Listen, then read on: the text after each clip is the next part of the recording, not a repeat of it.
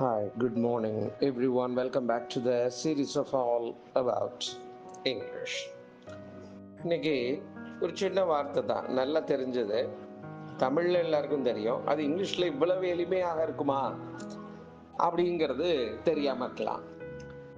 ரத்த கலரி, ரொம்ப ரத்த கலரியா போச்சு ஒரு அப்படின்னு தமிழ்ல நாம அதை பயன்படுத்துவோம்.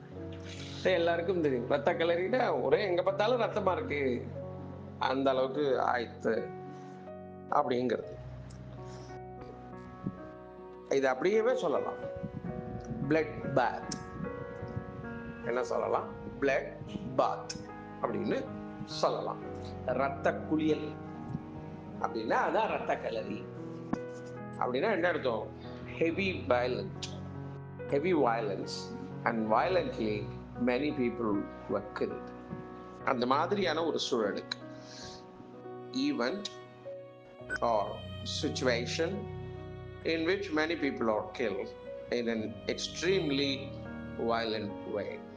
ரொம்ப மோசமான, கொடூரமாக பல மக்கள், பல பேர்கள் கொலை செய்யப்படுகிற பொழுது அந்த இடமே ரத்த ஆறு ஓடுது, ரத்த கலரியா இருக்கு அப்படின்னு சொல்றது இந்த பிளட் பாத்.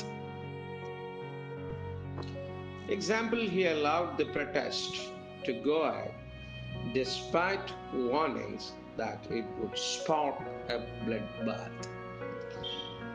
அவனுக்கு இந்த மாதிரி இந்த பேரணிய எதிர்ப்பை,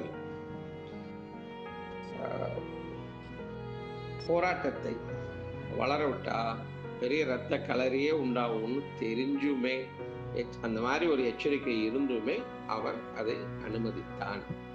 அதுதான் இந்த வாக்கியத்தினுடைய